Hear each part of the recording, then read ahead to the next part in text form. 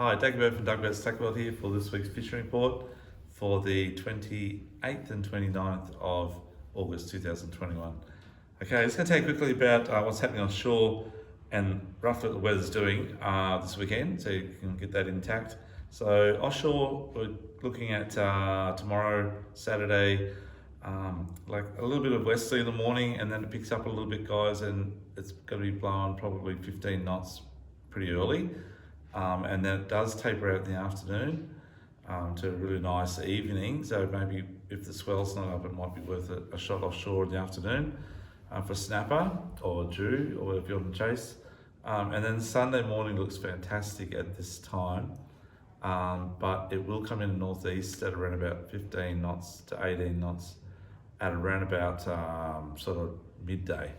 So if you're going to go early and get back before lunch, okay? If you're going to go wide, comprehend that into your days, you're going to get about 6 hours, okay, to do it, or 7 hours. But the snapper definitely on, guys. They're on the 24s, a lot of fish caught today. 36 fathoms east and northeast, a lot of fish caught today. 50 fathoms, not many guys went out today because it was a bit rough. It was even a bit rough at 36s actually, but tomorrow be the same scenario. It's going to be a bit rough out there, guys. But Sunday, I'll be definitely hitting the 36s east, northeast. I see Rossi from Lucky Strike Charters.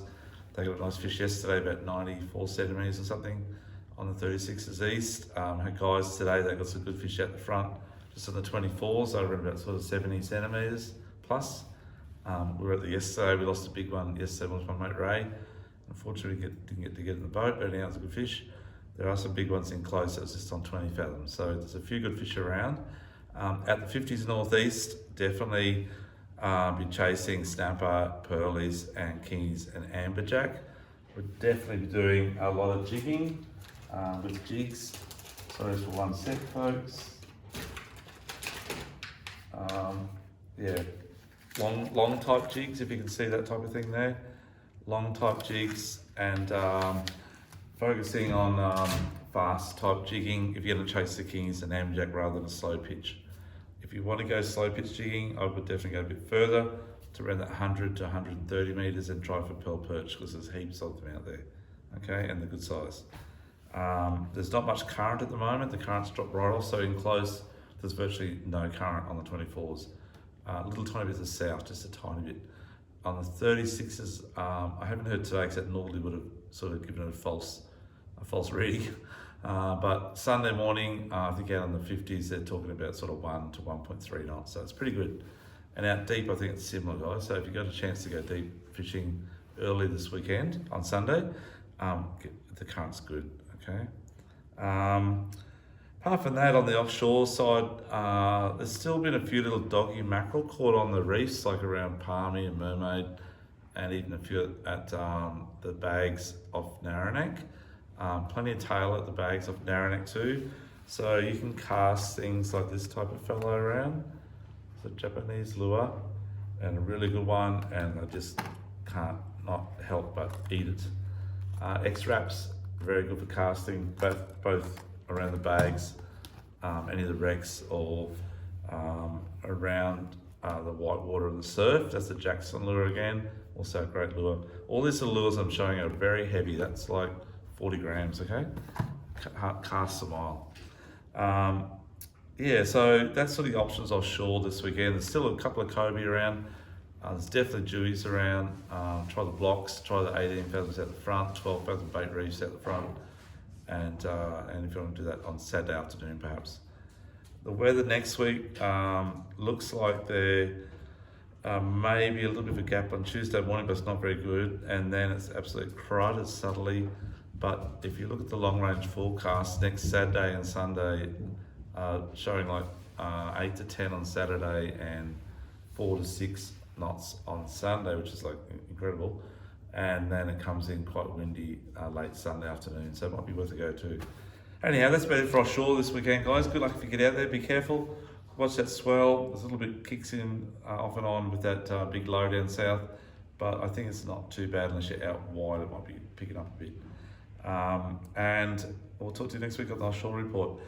Inshore now. We're going to do Inshore straight up, okay? So Inshore report, up the pinway, there's heaps of tailor in the pin bar area. So some customers really did really well last weekend, casting around where the new lagoon is at the top of South Stratty, all the way across to pretty well the entrance to into the bay there at the end of North Stradbroke, sorry. But just remember you can't go in there because it's a green zone. So just look for the birds and cast metals, just small metals, this type of thing here. You can see that. Type of little fellow there, only very small. Or this type of thing, little bait fish profiles is what you're trying to emulate, okay? That sort of little thing there. Very, very good. They're the Armour brand. They're around 25 grams, but anything between about 20 and 50 grams is perfect in the metals. Cast it out, let it sink, and just crank it, stop, crank it, stop, crank it, stop, crank it, stop. That's the action. We can work the rod as well if you'd like. The other thing that's happening at the pinway is lots of flathead. So good flathead up on the banks at high tide. Unfortunately, that's before daylight or it's late in the afternoon, so or midday sort of thing. So you're gonna have to fish sort of like the bottom of the tide running up, which is always a great tide for the first 2 hours. You always get a lot of flathead on the first to run in, but once it starts cranking mid-tide, it's really hard to find fish. So switch to whiting fishing, get some yabbies, or you go home and have an early day. And then they'll come back on the chew on the high tide, and the first of the run out and during the run out. Run out they'll bite nearly all the tide, but run in you get a bit of a 2 hour gap there, sort of mid tide where they just go a bit quiet. Hard to find them. The other things happening up the jungle pin is around Crusoe Islands, Few Brim as well, around the northeastern corner. And if you've got northerly blowing, I'd probably fish along the front of Crusoe, all the way down to where the old huts used to be at the entrance to Tiger Marl Channel. Maybe fish in Tiger Marl Channel as well, the back blocks for flatties, and also in the channel heading up to Jacob's Well from Tipples Channel sort of thing, heading up to Jacob's Well way, all the way through there, be flatties around those banks as well. I've been fishing the Broadwater, we'll come back to the Broadwater now. Been fishing the Broadwater the last sort of 2 days, just before work for a quick couple of hours, get a dozen flatties, whatever. And just trying different soft plastics, which have been working something different. So I've been using these little Search Bait 360s. They're a product from Storm Rapala. They've been really good. I'm just doing a slow twitch, slow roll with them, with a little constant lift of the rod and then dropping it down again. They're just like a little prawn like that, if you can see that type of thing there. Very, very good. Really good action, okay? If I'm fishing like around that sort of 3 to 6 meters of water in the middle of channels or the edge of channels, I'm using about a sort of 2038 hook. And when I'm fishing in the shallows or casting up into the current and hopping it back in like 2 or 3 meters of water or less, I'm using like a 2/0 quarter in a little pink TT heads. They're really, really good. That sort of thing there, sorry guys.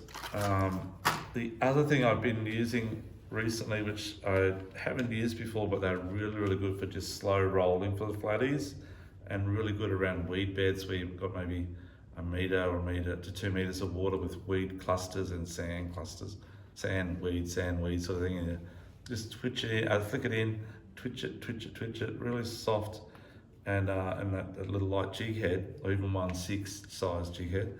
And I'm using on these little gulps.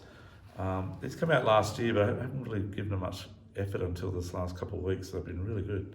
They're paddle shad. I really like the white one, of course.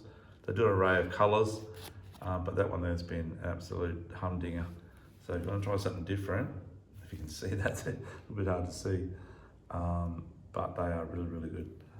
The other thing I've been doing too is a lot of squidding. Squid are back on again. They went a bit quiet there for a little while. I think the water's just too dirty, but it's clearing up now, especially around the high tide.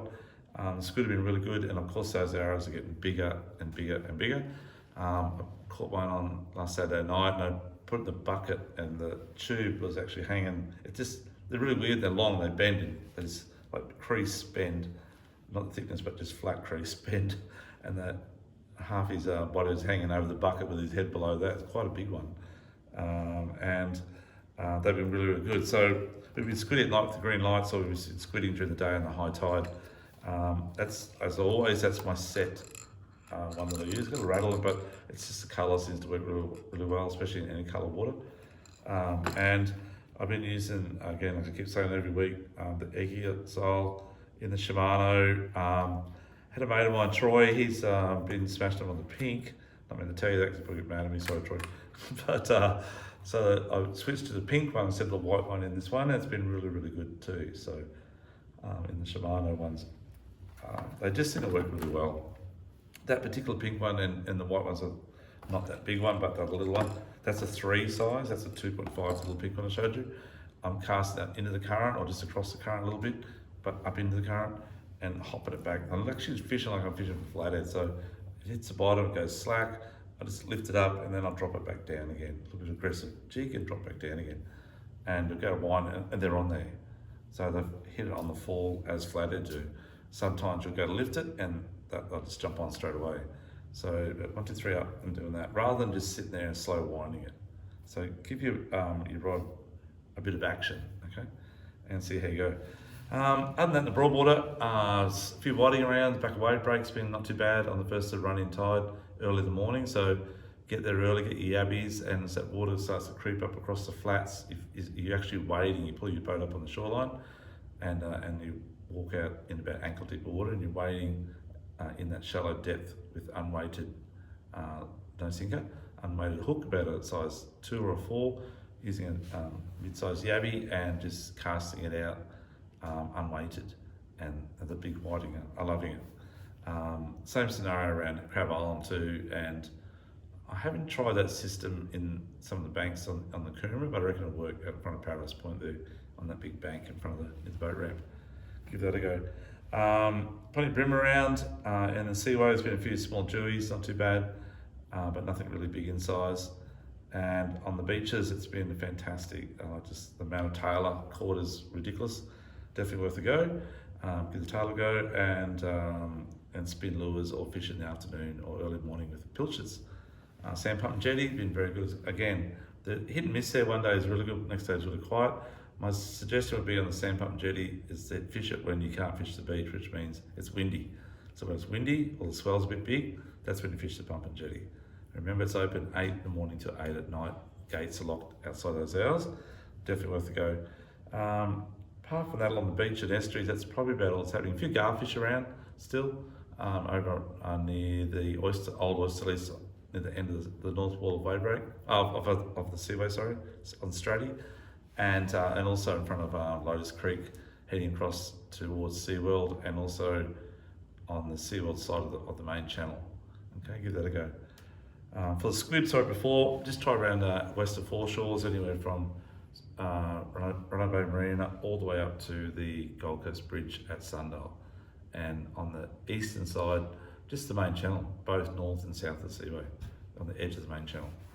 That's probably about it for on the estuary and beach side of things.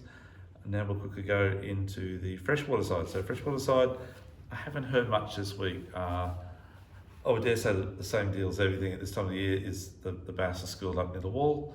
Probably try it in the quarry area or any of the points. Look for the bait, look for the bass schooled up on the bait, and work jigs through them, like small micro jigs around 25 to 40 grams. And probably try ice jigs, which are the double hooked end ones with the treble in the middle. And perhaps do some trolling with around about sort of 4 to 6 metre small deep diving lures, preferably in purple colour, or orange is really good, orangey brown. Give those a shot, trolling at about 2 to 4 kilometres per hour with your electric through those schools of fish. Drop your line back around about 60 metres back, a long way back, or 40 metres back behind your ski or your boat. Apart from that, I can't really tell you much else on the freshwater scene around the Gold Coast. Just tilapia, still everywhere, but they sort of hibernate a bit in winter. They will kick back in sort of in about October, I guess.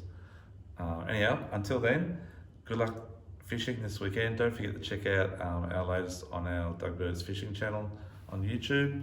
and get all the latest on information, and we can help you out on many things on there with tutorials, whatever. Check it out, and don't forget to like and subscribe and tell your mates, and catch you next week. Dougie from Dougbert's Tackle World at 11/8 Centreview Drive at Bigger Waters, Queensland. Thank you, bye-bye.